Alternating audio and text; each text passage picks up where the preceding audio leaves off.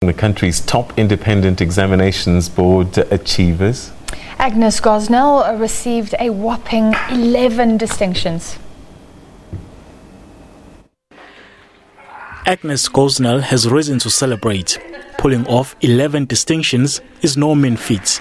This Bubbly Crawford College learner attributes her success to hard work. I guess I did listen in class and try to do as much at school, so I didn't have to do that much at home. And I worked hard on the projects, and the projects were always interesting and taught me more about the subjects. Stuart Davies is another top achiever. He obtained 9 distinctions.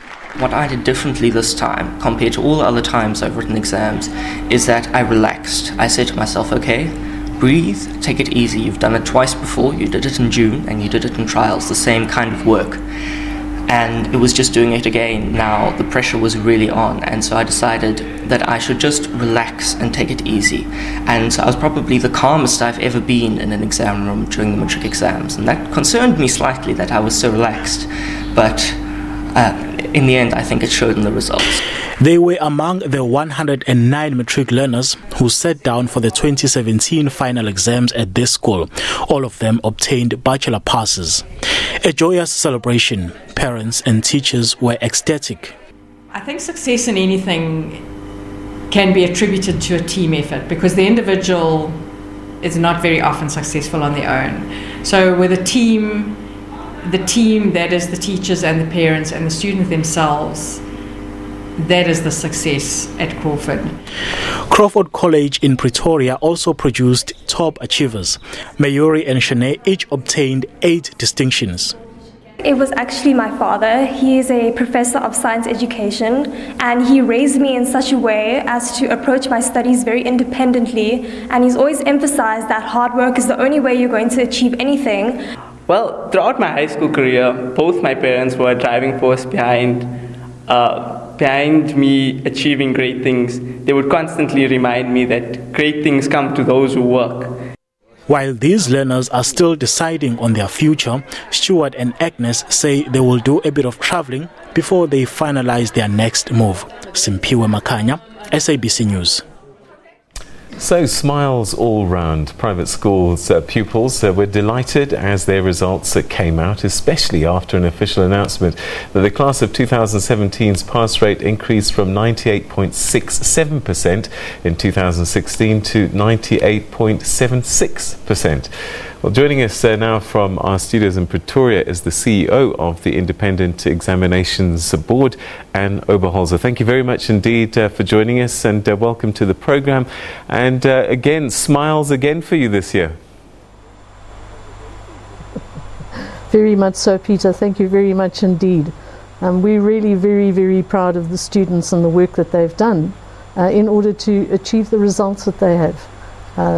They are exceptional. All right, so we saw a little bit of a clip earlier on, and you said there were 3 things that really contributed to that. Is it that simple? If you get those 3 things right and together, you'll get those results every time? Well, I would say most of the time, yes, that would be the case.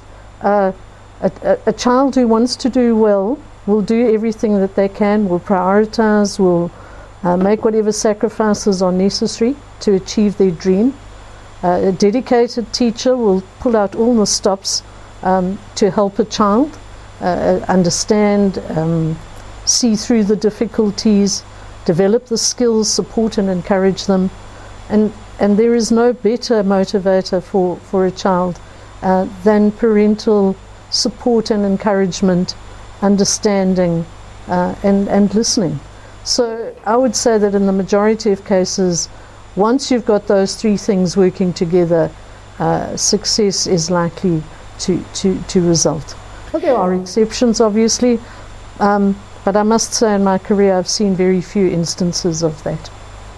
All right, so I mean, in some ways it's a little sad, because what it suggests with the 98% pass rate is that if you can afford a good education, you've got a 98% chance of getting through matric.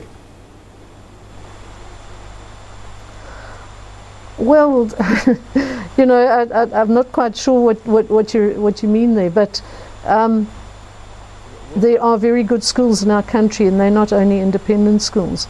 So if you are fortunate enough to be in a good school, it doesn't necessarily have to be an expensive independent school. It could be one of the low-fee independent schools.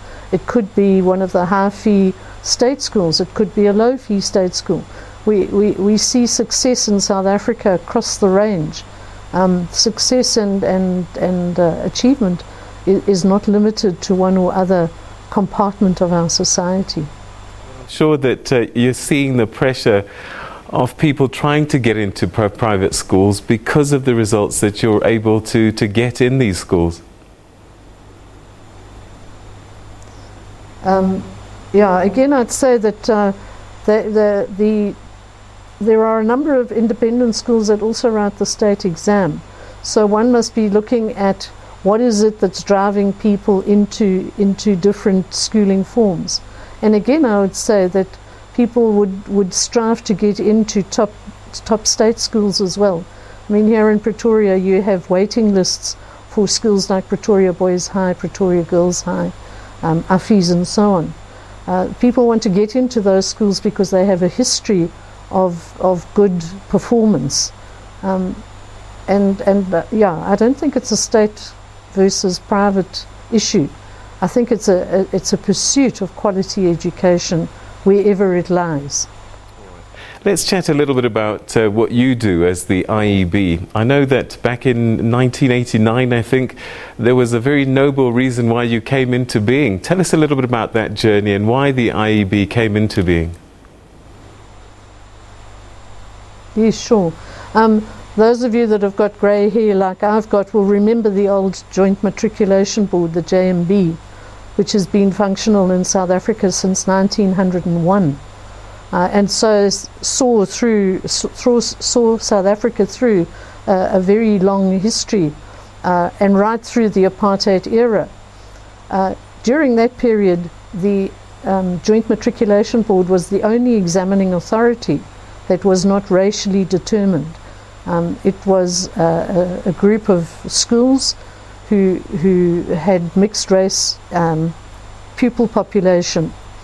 In the 1980s, a decision was taken by the Joint Matriculation Board that it would stop its examining function. It would retain the function of matriculation exemption through HESA, but it would no longer examine. And what happened at that point was a number of the principals of independent schools said, no, we can't have a situation where we are forced to choose a racially defined examining authority. And through funding from business and from their own resources, they approached the JMB and asked to take over the examining function of the JMB. And that was the birth of the IEB. And so the reason was that you needed a body that would not use race as a basis for examination.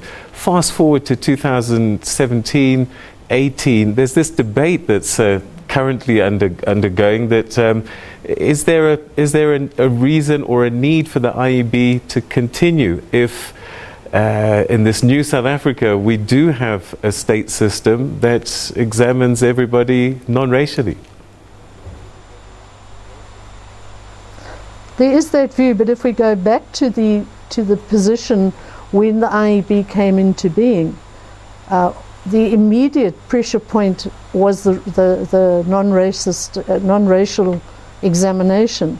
But ultimately what it was a statement against the political environment of the day that said we do not believe that educationally it is sound to have a school with mixed pupil population and one set of pupils writing within the same school, within the same classroom, one set writing an examination for one race group and other children in that same class writing a different exam.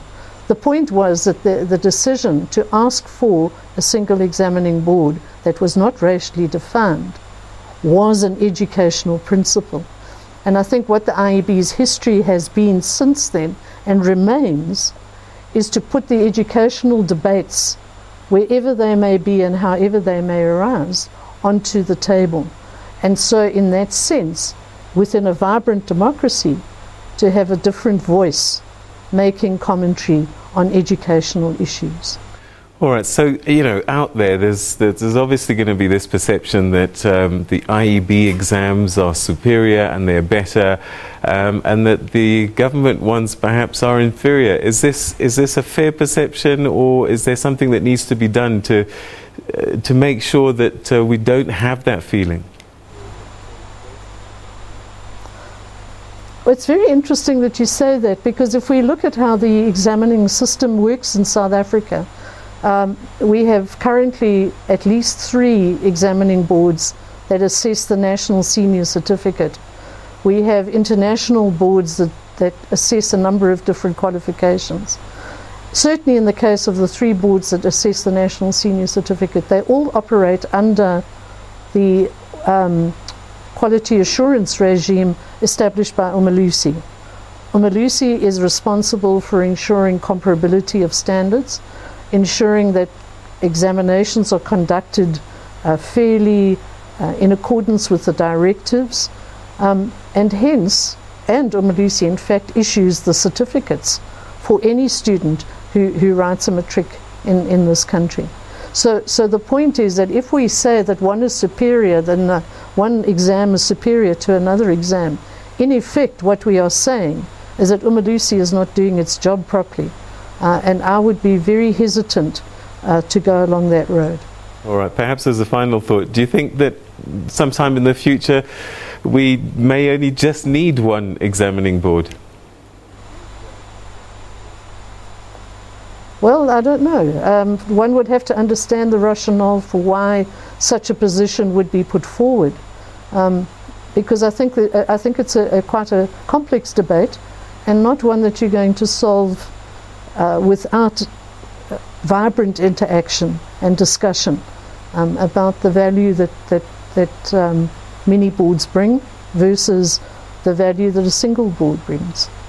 All right, and Oberholzer, thank you very much indeed for your insights this evening, and congratulations once again. 98.76% was the achievement of the matrics who wrote the IEB exams. That's the private schools, independent schools. They did pretty well, Francis. Yeah, indeed. And we also have more results coming. One of the country's well-kept secrets will be made public.